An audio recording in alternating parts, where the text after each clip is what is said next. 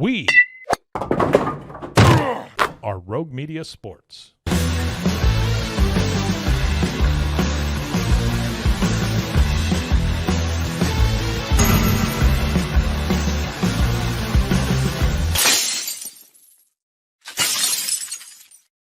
Hello and welcome on into a Friday edition of The Cam Show on Rogue Media Sports Network. I'm your host, Cam Stewart. Zach Burke keeps us on the air every day, and it is a Friday, so it's a big day for Zach Burke on this show anyway. We'll bring him on later for our fun Friday topic of the week is what I'm calling it today. We'll talk about the most underrated players in our lifetime after doing the most overrated last week. We will, of course, talk about the Patriots and this new look defense and Christian Barmore coming back and what that does for the win total, which has been so talked about the last few days. And also Jeremy Swayman. Oof. Are the Bruins really, really screwed with that contract? Because it's looking more and more like that is the case every single day. All that and more coming up on the Cam Show, which of course we are live on YouTube as we are every weekday, high noon Eastern time, and wherever you get your podcasts. Let's start with the Patriots. I'm still not on board with the whole, 12 to 13 win thing for the New England Patriots this year. Like, they obviously have a favorable schedule. They're playing last place teams, and they also happen to be playing the NFC South this year, which stinks. To be quite frank, it really stinks. So yes, it is a favorable schedule. And I went through my optimistic view yesterday, and in my optimistic view, I've got them over 500. I've got them as a 9-win team. And to go from 8 wins the last 2 years to 9 wins next year, that would be a huge improvement. That would be a great start for this Drake May era. Because this year should really be the start. It feels like he's got more of a real team around him. And I think the biggest improvement and the reason why I can be optimistic about this Patriots team is because they have built a defense. In fact, they have built, I believe, an elite defense, a potentially top 10, dare I say, top 5 defense. Mike Vrabel did that through free agency, did a little bit of it in the draft, and he got a huge lift on Thursday when it was announced that Christian Barmore has been fully cleared for the 2025 season. Barmore played a handful of games towards the end of 2024, obviously dealt with the blood clot situation, which I didn't know if he was ever going to play again. And any play that you do get out of him is gravy. Like that is a real serious medical condition that he has to deal with right now. And I don't know that playing football would be at the top of his priority list, but he has been cleared. He says he's ready to get out there. And he also says he loves this defense. And Christian Barmore's addition here is like adding another big-time free agent. You signed him with a $92 million deal just before last season, just last offseason, after he had the breakout year in 2023. And you add that with, the guys like Milton Williams and Harold Landry that you got in free agency. You take off some of the pressure of Keon White that he had on him in 2024. And all of a sudden, you've got kind of a monster on that defensive side. This was a team that was last in sacks in the NFL last year. And if they didn't play the Bears, my God, they would have been way in last. 32nd in sacks, 22nd in points allowed, 23rd in total defense, lowest mark in points allowed they've had in 30 years. But this year, it changes. Christian Barmore coming back. He led the team in sacks in 2023 with 8.5 and was second on the team in TFLs with 13 in 2023 for a bad team. Good defense, but a bad team. And so with that, looking at just Barmore, Milton Williams, and Harold Landry, just those 3 guys, you add back 23 sacks that you didn't have last year. 23 sacks. And Milton Williams isn't even a sack artist. He got 5 last year, but he was playing half the snaps as an interior defensive lineman for the Super Bowl champion Philadelphia Eagles. And he had himself a pretty good Super Bowl as well. That whole front 4 did. That whole front 7 did. Milton Williams was one of the guys that was wreaking havoc against the Chiefs in the Super Bowl, the biggest stage. So that's what you're adding to this team, that this defense that had just zero teeth last year. And oh yeah, by the way, not for nothing, you also add Carlton Davis to that mix in the defensive backfield, playing opposite of Christian Gonzalez, now an all-pro guy. You're looking at some depth back there finally. Marcus Epps, young guy, backing up a guy like Jabril Peppers or Kyle Duggar. We'll see how much you get out of those guys this year. Behind him, you've got, Jalen Hawkins, a guy you drafted, Marte Mapu, still there. You've got Del Pettis. Let's say something about Del Pettis, who had a nice end to last season, but that cornerback core, Gonzalez, Carlton Davis, Marcus Jones, that's a good spot. Much better than you were at last year.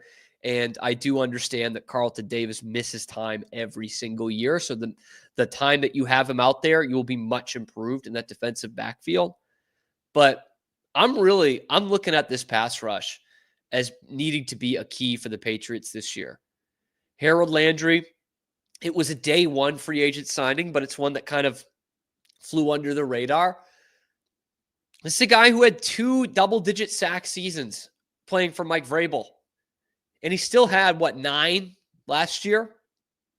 So he's still a guy who can get after the quarterback. He's in his prime at the end of it at age 29 when they'll start playing football this year. But he's back in a familiar system under Mike Vrabel and Terrell Williams to some extent. A system that he thrived in, double-digit sacks, Pro Bowl season in 2021, and he's fully recovered from a torn ACL that came a couple years ago. That could be a breakout candidate for the Patriots in 2025. We keep focusing in on a guy like Milton Williams, who's great. He's going to be a guy who, again, wreaks havoc on that side of the ball in the interior defensive line. But Harold Landry is probably going to be the one that gets the sack numbers. Now, those are two guys that don't play the majority of snaps. Harold Landry, more of a pass rush specialist. And we know Milton Williams only played about 50% of the snaps last year. But now you got Barmore back.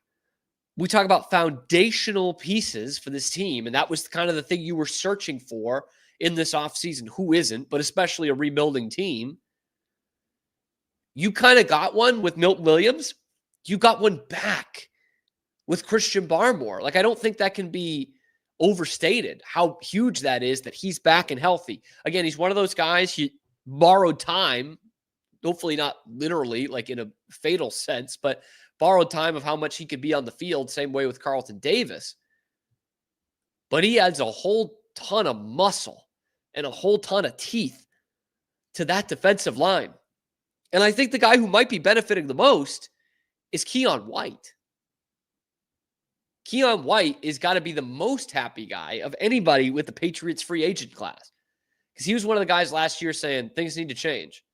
We suck. Things need to change. We need to get new people in here. Bang, there you go. Harold Landry is now on the edge as a pass rush specialist. I expect Keion White to move more to the inside, which is where he's actually supposed to play.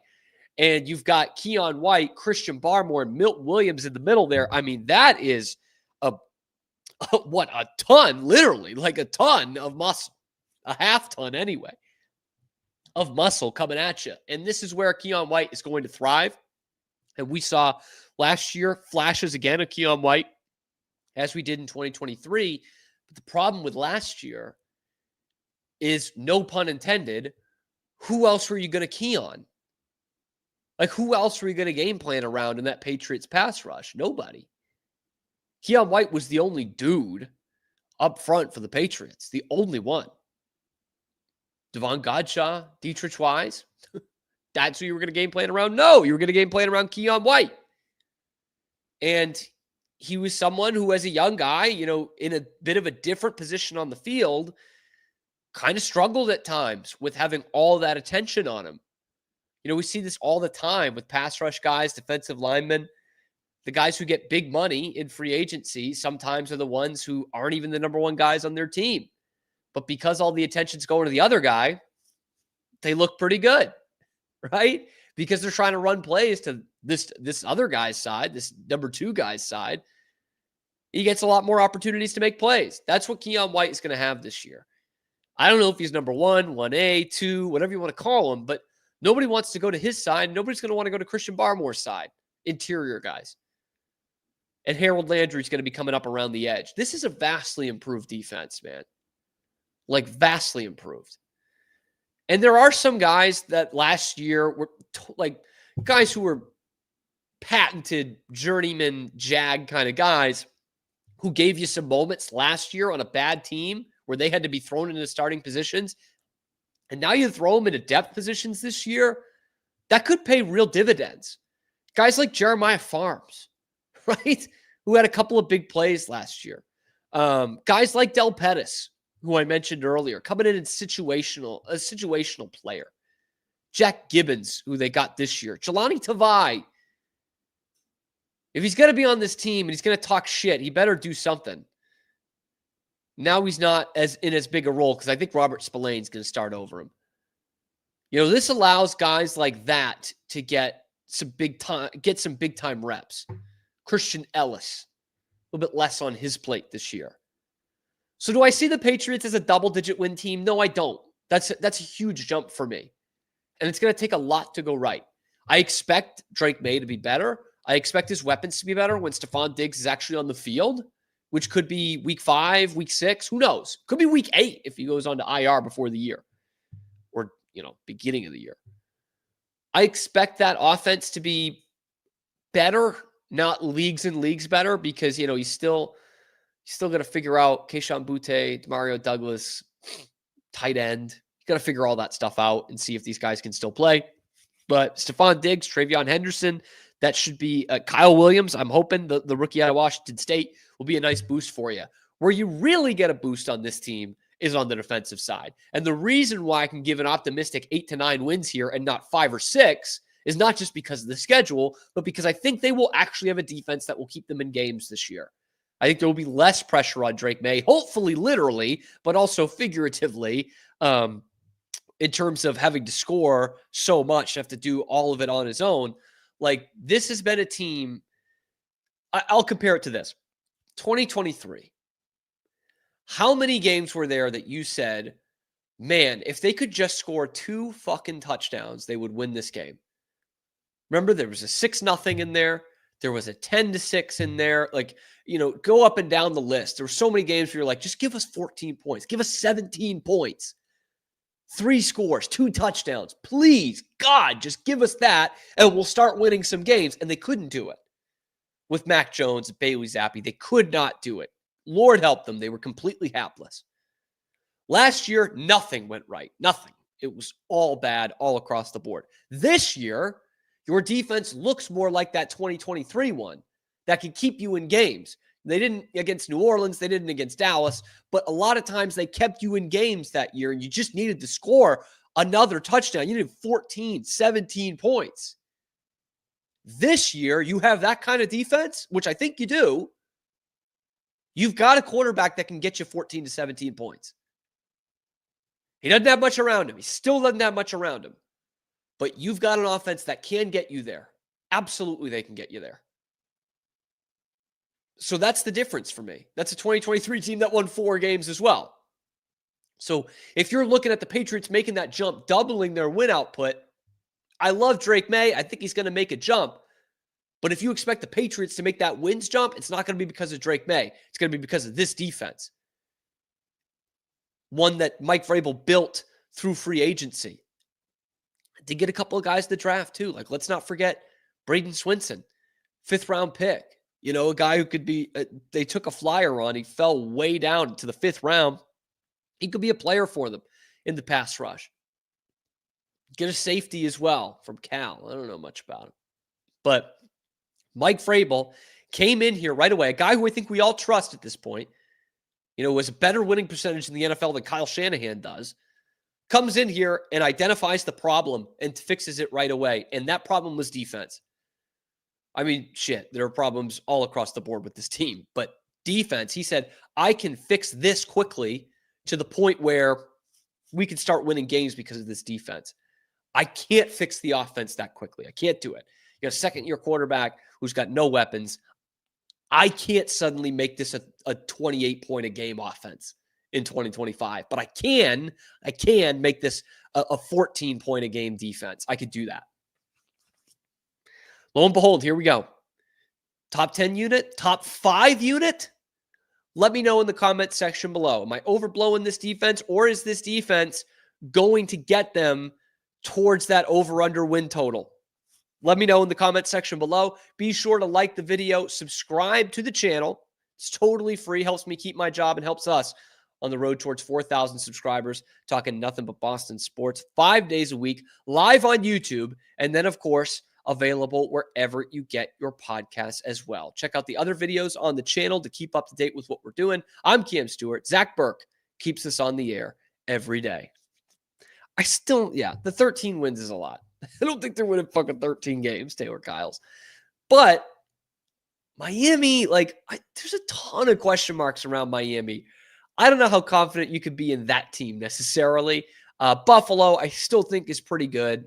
Don't get me wrong. I thought they were done with their window last year. I was very wrong. And now that Josh Allen is an MVP caliber, I know he won it, but Lamar Jackson might have had a better season. With him being MVP caliber, their window suddenly gets extended more. One day it could fall off a cliff, but I don't think 2025 is that day. And the Jets are the Jets. The Jets suck. I don't believe at all in Justin Fields. They're going to finish behind the Patriots once again. So there is that real shot that the Patriots could get to second place in this division, which doesn't guarantee you a playoff spot, but makes you feel pretty good. If you're 9-8 and finishing in second in that division, you're probably making the playoffs. But anyway, I digress. I'm not going to talk much about the Celtics because I don't think they're going to win tonight, and I don't think it changes anything. But next, we will talk about a new Bruins issue because there's a new one every day of the week. Jeremy Swayman, this is a real problem here. They are really, really stuck when it comes to their goaltender. We'll talk about that albatross next on The Cam Show. We'll be right back after these quick words from our sponsors.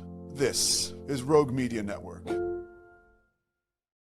At Open Goal USA, we're revolutionizing training for both soccer and lacrosse with our innovative portable rebounders. Perfect for players of all ages and skill levels, our rebounders improve accuracy, control, and technique in both sports. Built with premium materials for durability and ease of use, they're ideal for training anywhere, anytime. Whether you're perfecting your soccer game or sharpening your lacrosse skills, Open Goal USA has you covered. Visit OpenGoAAALUSA.com and elevate your training today.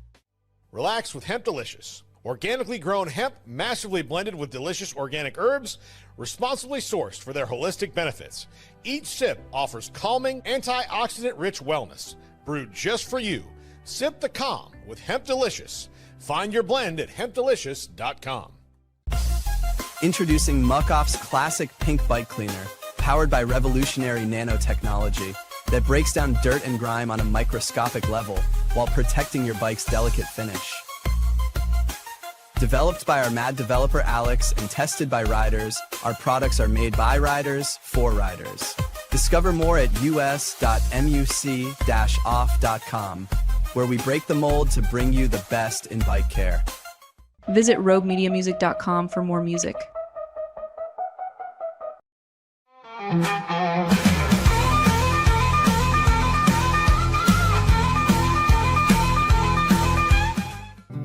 Are you ready to take control of your health? At 4U Health, we believe wellness and lab testing should be accessible, inclusive, and yes, fun. With our tech-powered at-home lab test, you save time and money while feeling your best. Say goodbye to long waits and office visits. Check your health on your own terms with 4U Health. Visit 4uhealth.com today and free yourself from traditional medicine. That's the number 4uhealth.com.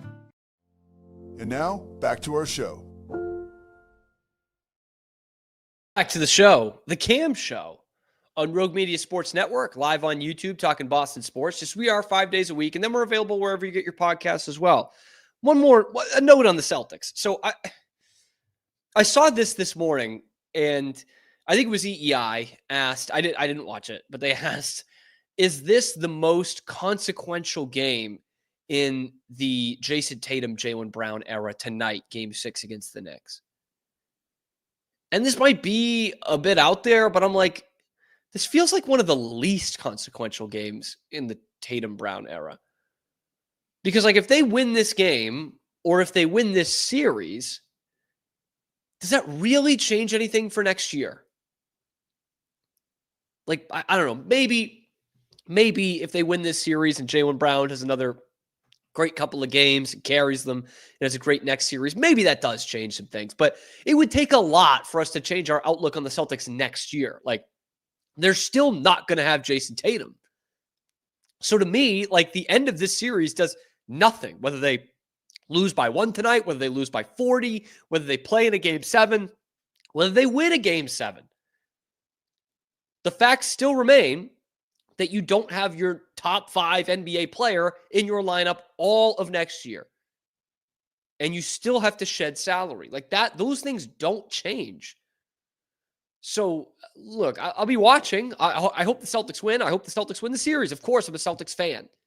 But in terms of how this changes the outlook, short term, I guess, short term to long term for the Celtics team and this era, I don't think it changes a lot. And to go off of that, I would listen to Jaylen Brown trade offers if you can get something that rebuilds you into your next era, like the number 1 pick in the draft. Sure, I would absolutely listen to that. But I think the Celtics have an idea of where they're going with Jaylen Brown, if they're going to trade him or not. And I don't think this series is going to change that. Either they trust him or they don't.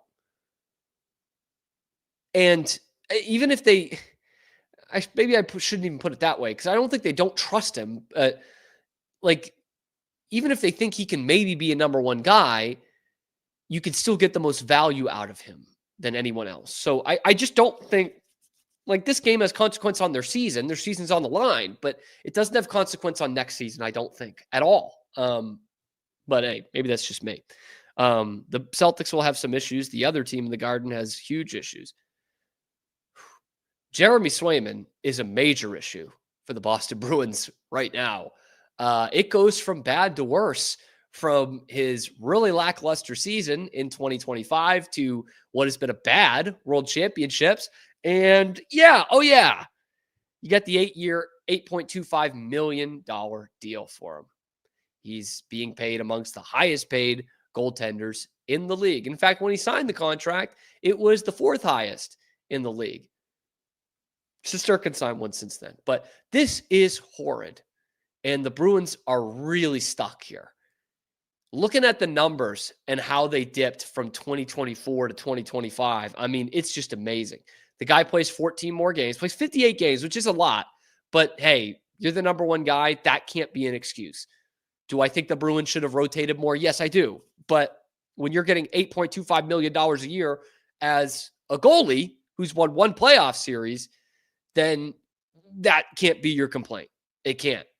And so in this year, his save percentage goes down 24 points from 916 to 892. 24 points.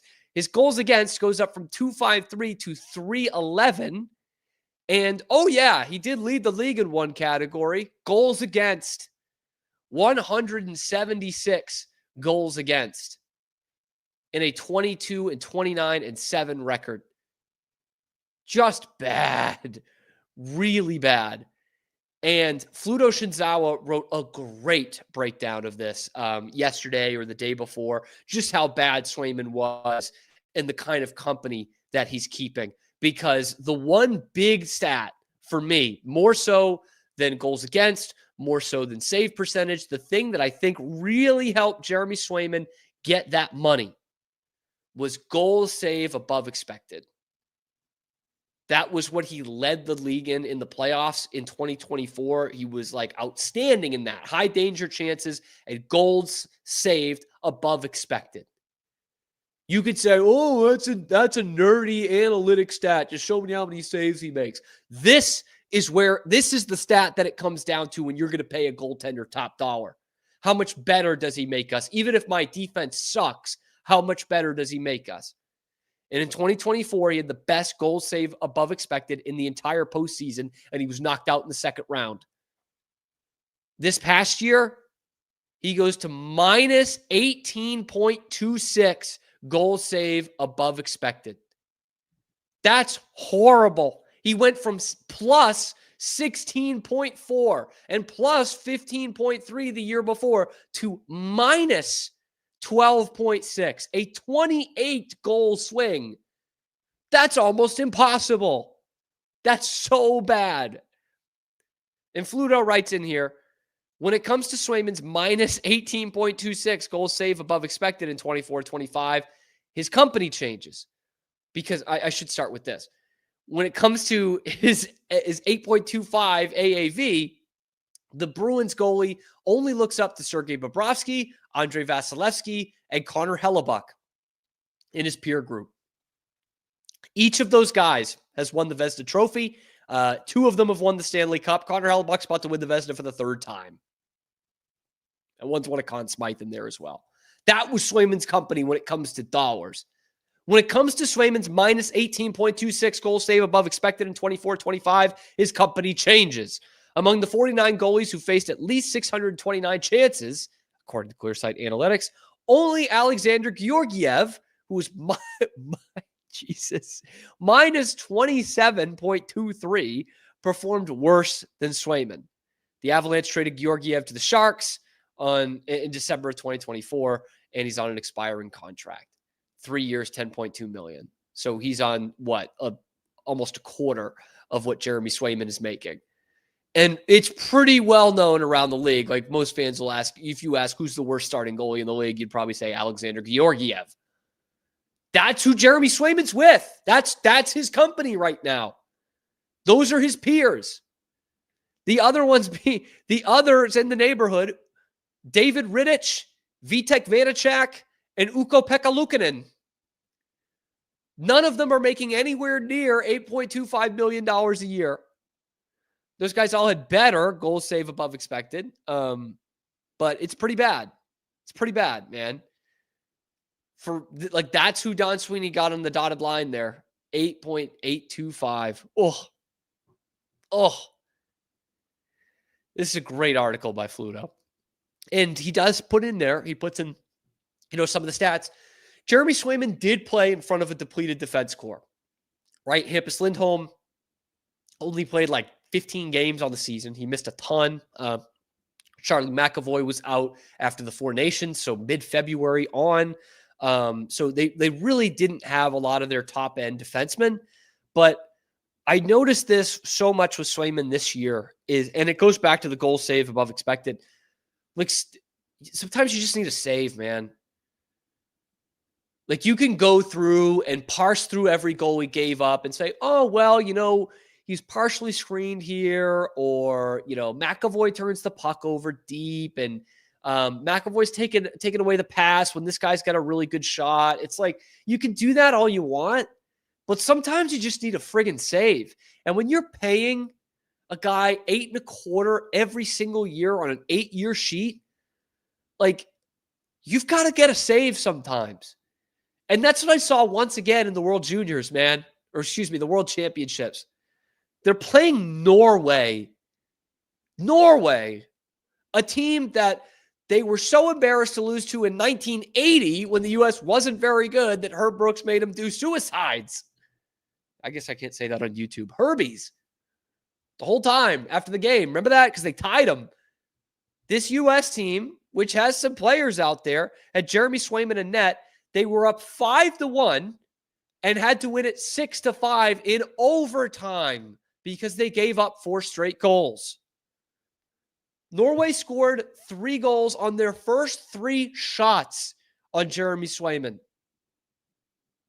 Granted, it was the first 33 minutes of the game, but they only got 3 shots on him and they scored on all of them.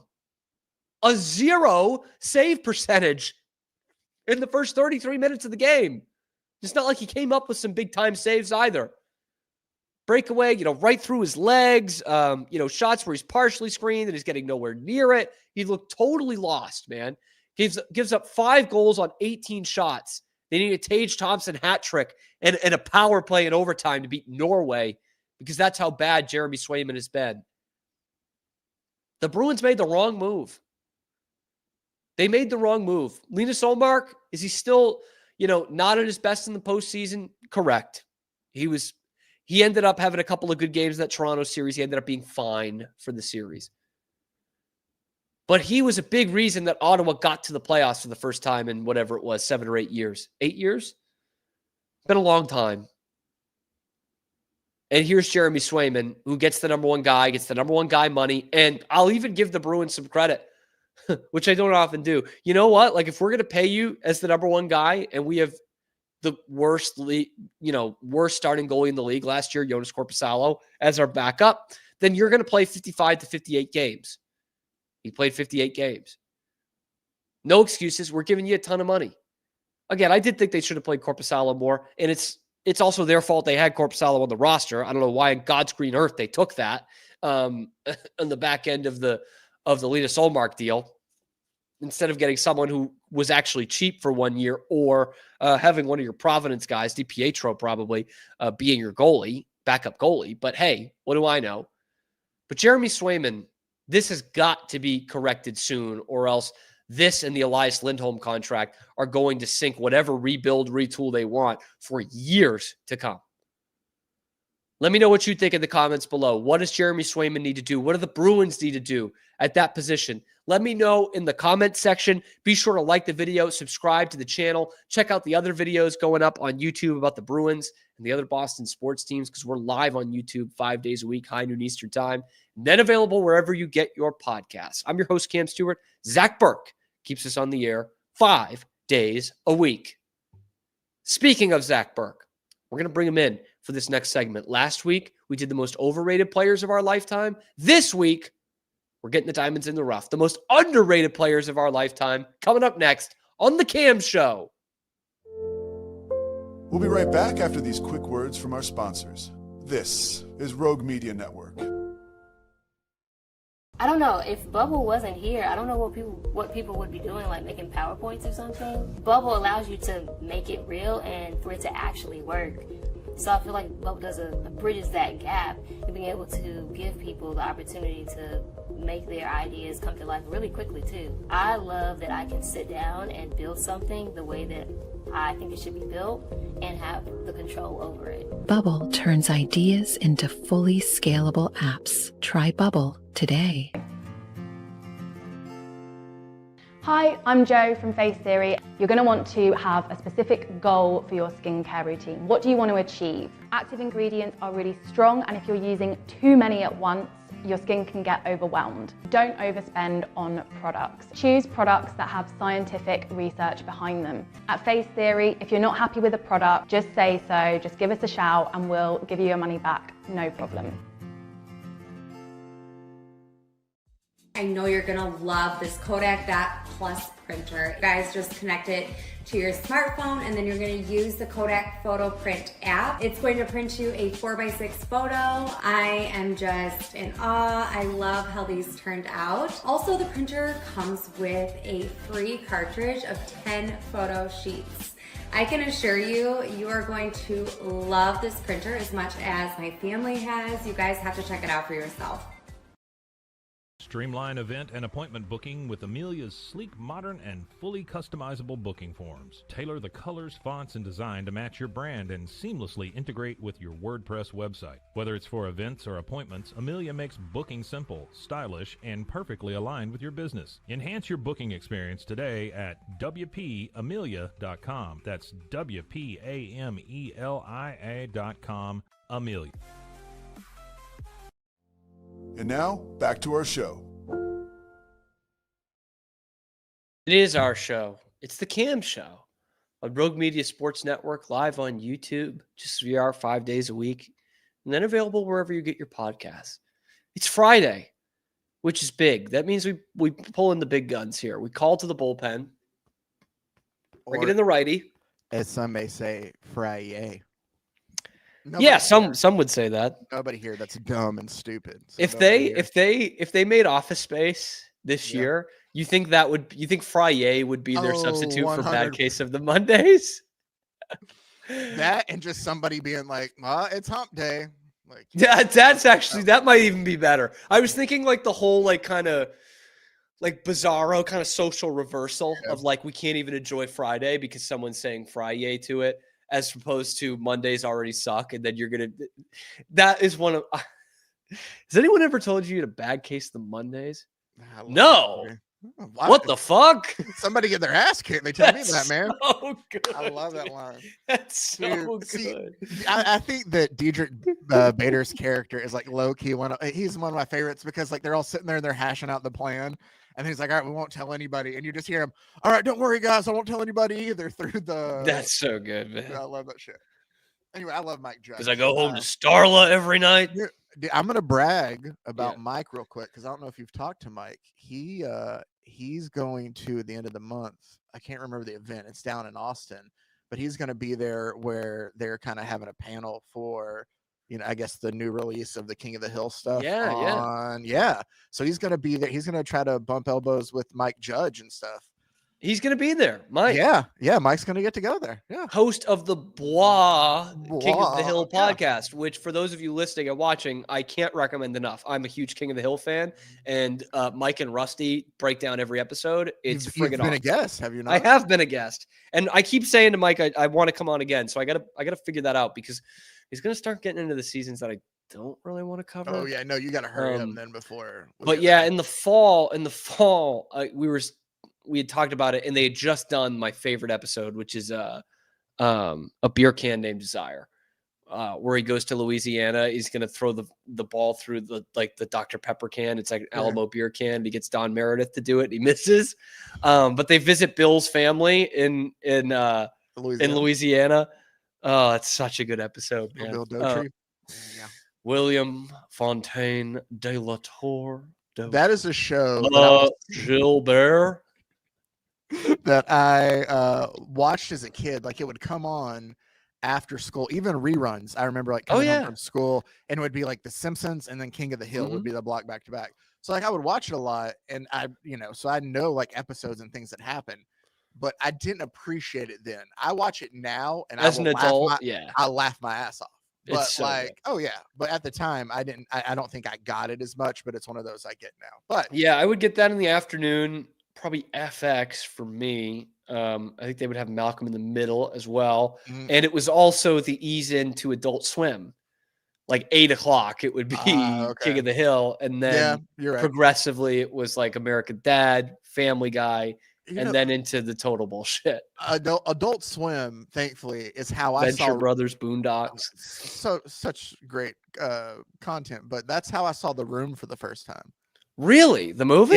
Yeah. So tell me why that's awesome. Yeah, exactly. So they used to, and I don't know if they do one of my anymore. favorite movies ever. Later, after they would run out of original content, they would run like bad movies. And there was a time where it was like once a month they would run The Room late at night.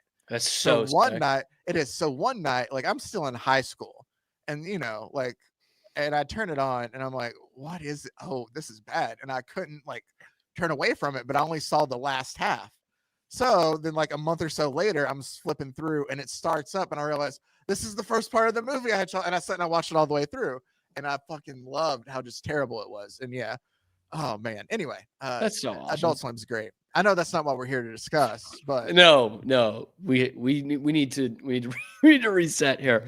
So Cam Stewart, Zach Burke here, Cam Show, Rogue Media Sports Network. Last week we did the most overrated players of our lifetime. And so I thought, let's flip the script this week because it's easy and doesn't take much creativity. Let's do the most underrated players of our lifetime. And Zach, before I get to you, I'm going to start with you. I got to say, this was kind of a struggle for me. As someone who really likes talking about dudes, likes talking underrated, overrated, I'll tell you what the biggest problem was. First off, I really wanted to go with a soccer player, but I'm like, I don't know if I should do that for the show. And second, it's our lifetime part of it. Because if we did all time, because there's been more time to appreciate or not appreciate, I could give you a laundry list, man. I could make an argument right here for why Ted Williams, one of the 5 best baseball players ever, is super underrated by this, like, for people 70, 80 years later. But we got to be fair. We did overrated players of our lifetime. We did. Got to do underrated players of our lifetime. So. And that's a great point because I did the same thing. I was trying to, just like we did with overrated, go through every sport and try to figure out like who my guy was and like Elgin Baylor, Ron Francis. I didn't want it to be kind of like what I did with overrated. I didn't want it just to be a guy of like, oh, he was drafted late and he turned out to be something good. Like I wanted it to be a guy that should be talked about more because of what he did then. That's that is the correct line of thinking. We should have probably gone over that, but I'm glad that we both settled on that line of thinking. That's true. So, and I'm with you then too. Like even I would read lists just to be like, well, who does everybody else think the most underrated athlete of all time is, just to kind of get an idea. And it's all these guys that were before my lifetime. Stan Musial was the guy that came up because of everything that he was able to do, but it was just a time that was different, and you see names like that. But again, there's no way I saw Stan play. So my lifetime being the biggest thing. And I thought, and I'm honestly staying in the same sport. I did basketball last week. I'm doing basketball again. It's a good one to do, overrated, underrated, to be honest with you. There's so much discourse. It's so individual. Yeah, exactly. And I feel like it's easier to tell since there are 5 guys on the court in this instance. And so I sat there and I thought, and I go, for most of my lifetime, it's been argued that Jordan is the best player in the NBA. And then I got to see the argument that no, it's Kobe. And then now it's LeBron, or, Ant doesn't want it, whoever it's going to be next. But like, I've gone through multiple phases of the NBA. Let's say the only big ones I've missed, Wilt and Bill and Magic and Bird, right? Yep. Everybody else I get. I was thinking then that a guy that doesn't get brought up enough in that conversation, who does get, brought up, was Shaquille O'Neal. And I think there is not a guy who has changed the game more than he did in my lifetime, because teams would have to keep 2. Here's the thing. Shaq's not my pick, and I'm getting to it. Oh, okay. Teams, that's what I'm saying. Teams would have to keep like 2 bruising bigs on their playoff rosters. Like the whole hack of Shaq was invented. Shaquille O'Neal changed the game. Shaquille O'Neal is highly underrated for what he did for basketball. I will add that. Do you think he was, just real quick, did you think he was at the time? No, because that's one of those where he was certainly the face for a couple of years, and it was. And now we think like you just did, right? From Jordan to Kobe to LeBron in pretty quick order, but there is a Shaq area in there. There is a Shaq area in there, and I think that maybe at the time he was recognized for what he was. For sure, I think he was the highest paid player in the league at one point in time. Yeah, with that deal to LA. But I think that as time goes on, people forget. But the people are the person they forget even more, and it is a fucking travesty. And I also hate that I'm sticking up for this player because he plays for a rival organization, and it pains me even more. Yeah. And he is boring as all get out, and that is why people underrate him. But there is nobody that was more consistent and more good in the span of their career than one Timothy Duncan. It's tough to argue, man. It's tough to argue. And this is one who was probably underrated in his own era, even as he was winning championships right and center. I have stats for that too, because I wanted to make sure that I came and I brought stuff. Even in the 2000s decade, which is dominated by the Lakers, he still has 3 NBA titles, 2 finals appearances, and I think 2 league MVPs as well, or 2 finals MVPs and 2 league MVPs during that full Lakers run. And he is on par. Kobe obviously averaged more points per game, but he has more rebounds per game than Shaq in that time, more assists per game. Well, I'm not going to count, but he had more blocks per game than Shaq in that time in the 2000s. Like he's on par head to head with Shaq. He beats him head up on everything. I think he's one of the 10 best NBA players ever. I think he's the best power forward of all time. So career comparisons of just those 3 of Shaq, Kobe, and Duncan. And I know it's hard to compare because obviously Kobe played more of a guard position than the other bigs did, but still Duncan and Kobe both have 5 titles to Shaq's 4. Duncan has 2 MVPs to what? The others both have 1? No, Kobe has one. But I think Kobe only has 1. I think Kobe only had 1 in 08. Yeah. Duncan has 3 finals MVP. Shaq also has 3. Kobe only has 2. Duncan has 15 all NBA teams. Kobe also has 15. Shaq has 14. Tim Duncan has 15 all defensive teams to Kobe's 12 and to Shaq's 3. Kobe's 12 is also a little overblown, but yes, it's enforcing your point here. Duncan and O'Neal both have 15 all-star selections to Kobe's 18. The longevity that is interesting here, also to add in, Duncan played 19 years, 18 playoff appearances in those 19 years. Kobe 20 and 15. Shaq is 19 and 17, but Shaq also hopped around a lot. So I would say, just comparing that, Tim Duncan is easily the most consistent two-way player of the generation.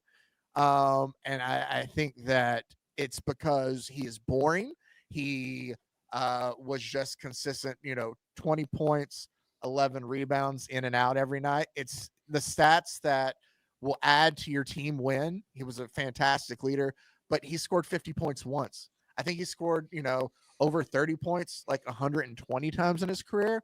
He was never a guy that's going to put up big numbers, but he was a guy that was going to consider, like, you could count on him every night. And sometimes I think that's just as big as having the big guy who will come up and put up 50 and then shut down on you another night. I can tell you that from experience from watching the Rockets, where Jalen Green came out and put 38 and then couldn't break double digits but once the rest of the playoffs. And then having a guy, I would take 20 points each and every night. So I just think that I think that would you rather get 38 one night and then 6 the next night, or 22 back-to-back nights?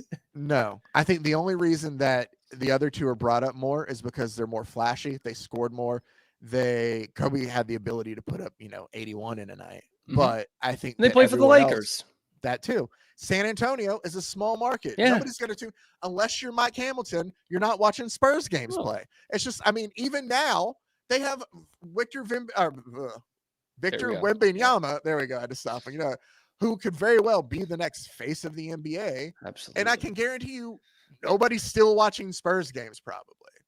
Maybe if they get Giannis now, people. But I find it hard for the rest of the NBA to care about San Antonio. So that adds to it too. They did 5 titles in a place that nobody cares about in terms of the NBA. Yeah. So. I have to agree, man. I think Duncan's a great pick. I've got him on my all-time starting 5, as I think I've said on here before. Duncan and Bird are my forwards, because LeBron's a guard to me.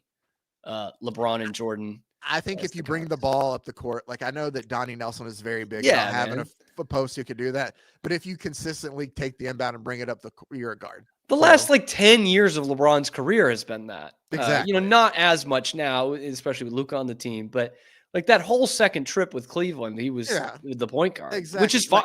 He's great at it. So, if we're playing 2K, it's just putting him as a 6'9" guard. That's all. If we're playing 2K, I'll let you play him at small forward too, but I'm counting him as a guard, man. I get it. So I had so much trouble with this one that I had to go hockey. Oh, okay. Which I didn't think I would have to do, because most of these guys are underrated in the grand scheme of sports, because not enough people watch hockey. And this guy was known as underrated his whole career, and I still just think he's underrated, and it's going to be kind of beyond the stats, so there isn't as many that I can point to. But I am going with a guy I watched basically his whole career, almost every game he played, like the last 15 years. And I do have the jersey up here, but I know I was about to ask. Yeah, we went into let me the make one it shot, full the so 2 that shot. But I'm going with my captain, Patrice Bergeron here. Going with Patrice Bergeron, who played for the Bruins for 19 seasons. I want to say that's what it was. And is going to be a Hall of Famer, much like Tim Duncan. He is going to be a Hall of Famer, but I just don't know that he ever got the credit he definitely deserved as a two-way player. He's the best defensive forward in hockey the whole time he was playing, and that just doesn't get enough credit. And I think we see it a lot now with the Bruins. They are desperate for a center who can be on the first line, who can score 30 goals, who could give you 60-plus points every year and play a full 200-foot game, because that's what they had just checked in, penciled in every single year with Patrice Bergeron. And this is a guy who's won the Selke Award, 5 times, 4 times? How many times did he win it? Oh, sorry. I was being silly. Yeah. 6 times. 6 times he's won the Selke Award for the league's best defensive forward. He's the only player to win it 6 times. Only one to do that ever. He's finished in the MVP voting in the top 5 twice. This guy, he was, all-star, only a 3-time all-star throughout his career, which is just crazy to me. In terms of what he was able to do. He didn't lead the league in major categories, only did it once in 2012. He was a plus 36 for forwards, led the league. So he doesn't have a lot of that. So that's where I go to my favorite tool, Zach. on sports reference, in this case, hockey reference. Is it the player comparison? That's my second favorite. Oh. I love the similarity scores more than anything because it's taking, context of the league and, by its point shares, and it goes by your age and then goes by your whole career and compares you to other players throughout history. And Bergeron's ones, they're all Hall of Famers. And what's funny is they're all guys who are probably underrated, even as Hall of Famers. Guys like Andrei Kopitar and Mark Recchi and Joey Nieuwendyk, Ron Francis, who is one of the most underrated players in the history of hockey. Patrick Elias, Luc Robitaille would fall into the underrated category as well. These guys are all Hall of Famers. And Stan Mikita, one of the great players in the original Six era, one of the greatest players in Chicago Blackhawks history. So again, I don't have as many stats that I can point to because he didn't lead the league in a ton of stuff. Ron Francis, by the way, who maybe my hockey pick if we went all time, retired with the second most assists in the history of the league, only behind a guy named Wayne Gretzky. That's pretty good if you don't know, and yet most people don't know who Ron Francis is if they didn't watch him play. Everyone knows who Gretzky is, even if they didn't watch him play. Bergeron, I have the feeling, will kind of fall into some obscurity in the years to come, even though he did play in a big market. He did win a Stanley Cup. He went to 3 different Stanley Cup finals. He won everything with Canada. He was the first player to ever win the World Juniors, a gold medal, and a Stanley Cup. He did that with Crosby, basically, in the same year when they won the gold medal in 2010. And speaking of that other guy, Sidney Crosby, every time he played for Canada, wanted to play on a line with Patrice Bergeron. They both played the same position, but Crosby said there's nobody who does more in all 3 zones in the NHL than Patrice Bergeron. And so should he be seen as one of the top 20 players of all time? No. Should he be a Hall of Famer? Yes, he will be a Hall of Famer. He'll have his number retired in Boston. But I just wonder, for that next generation, are they going to be able to appreciate just how sturdy this guy was? He should have won more championships, to be quite frank, because a guy like that you have on your roster for 20 years, you should win a couple because he's such a championship player. This dude, Zach, in the 2013 Stanley Cup final, was scoring big-time goals for them, keeping them in that series. He was playing with a punctured lung in the Stanley Cup playoffs for more than one round. Like, this guy was the epitome of all that we want in a hockey player and an athlete in this city. He didn't get into a bunch of fights. He wasn't getting teeth knocked out, but he was tough as nails. He played a full 200-foot game. He never wanted any of the accolades. He never wanted the spotlight and was truly like one of one. And now the Bruins are trying to make everybody into Patrice Bergeron, which can never happen. So my most underrated player, which I really had to dig for, is my man, Patrice Bergeron of the Boston Bruins. I'm with that. I support that. Especially after hearing the breakdown there, it sounds like someone that they broke the mold then after that they made, and then are, as you said, trying to which is just create not him again. Happen. Yeah. So am I biased? Sure. Yeah. If you put Patrice Bergeron's career in somebody else's uniform, would I be advocating for it? Probably not. In fact, Andrei Kopitar has basically had the same career with the Kings, and he has 2 Stanley Cups. Yeah, but he plays in LA, so.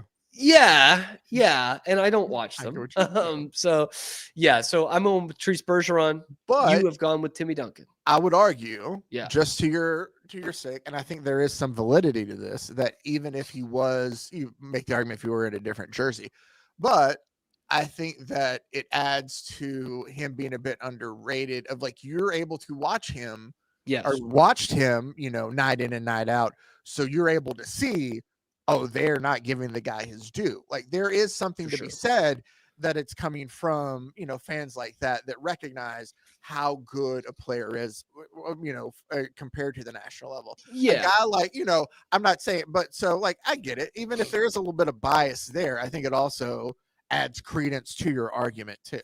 And I'll say, like, again, he's going to be in the Hall of Fame. He was on the cover of the NHL video game one year, but he was just never a guy that you would go to a different city and see someone else wearing his jersey. You know what I mean? Like I have plenty of jerseys from guys from other teams. Do I like those teams most of the time? No. I have 2 Penguins jerseys. I don't like the Penguins. Yeah, but I like Sidney Crosby and I like Mario Lemieux. And you Yeah. will see those in other places. Or Connor McDavid for the Oilers. You'll see those. You'll see Ovechkin. You just won't see Bergeron. I know it's a completely different sport, but like I'm never going to see a Michael Young Rangers jersey outside. Correct. I thought for And I sure you were completely going to get go that. Michael Young for this. Underrated. See, here's the thing. I'm not like Scotty. I think he's I might perfectly be- rated at this point. He like is. people are more attuned to Michael Young. Like I think we get it. I feel like I might be, and maybe I'm going to lose my Ranger fandom here, but like I feel like Michael Young is perfectly rated. I love Michael Young, great player. Well, Hasn't hey, nothing I'll against give him, you but one for the Red Sox. I think the most overrated Boston athlete in my time is Dustin Pedroia. See, it's A guy funny you whom I- say that. A guy whom I love, by the way, and is a great player and should be recognized for his great prime. Yeah. But like people in Boston think he deserves to be in the Hall of Fame, and I'm like, no, It's funny, we're it's nowhere funny near you say that because my most overrated Ranger during my lifetime is the guy who did everything he could to try to be able to play because Dustin Pedroia wouldn't allow him to play. And that's Ian Kinsler. And he transferred everywhere to get around him. Yeah. But Rangers fans for the longest would always talk about how great Ian Kinsler was. And no, again, he made it to the pros. Like, obviously, he's good enough to make it there. I'm not that skilled, but no. I don't even know if he made an all-star team. So, like, I mean, He's a nice player. he's a nice solid. player. Yeah. Solid. I think he managed Team Israel in the World Baseball Classic or something like that here recently. That sounds right. I know his brother-in-law. Oh, we've talked about that. I Weirdly think. enough. Yeah, weird connection. Anyway, Right. who's your most underrated player from your lifetime? Thanks, Zach, by the way. Let me know who yours is down in the comment section below. Be sure to like the video, subscribe to the channel, find us live on YouTube every weekday, high noon Eastern time, and then wherever you get your podcasts. Do us both a huge favor. Have a hell of a weekend, and we will see you Monday on The Cam Show.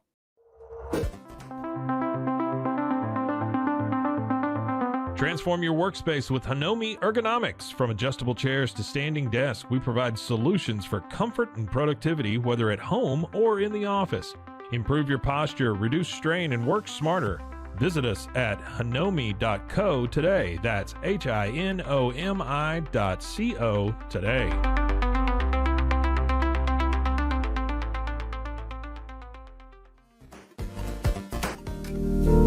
Experience the future of secure private cloud storage with Internex. Protect your files with end-to-end encryption, ensuring your data stays private and accessible only to you.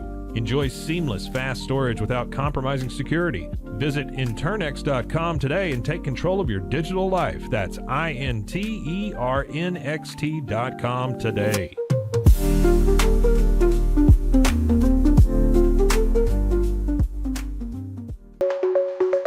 Protect your online privacy with NordVPN. Browse securely, access content from anywhere, and keep your data safe with military-grade encryption. Whether at home or on the go, NordVPN ensures your digital freedom.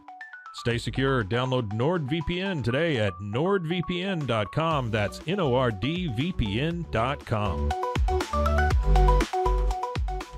Zanes, we understand that maintaining a healthy lifestyle can be challenging, especially in today's fast-paced world. That's why our mission is to make fitness accessible to everyone, anywhere. Committed to excellence, we adopt a user-centric approach guided by ergonomics and medical science. With a team of seasoned professionals in R&D, design, and manufacturing, we prioritize quality across our entire product line. Visit twosains.com today and start your journey to better health. That's TOUSAINS.com.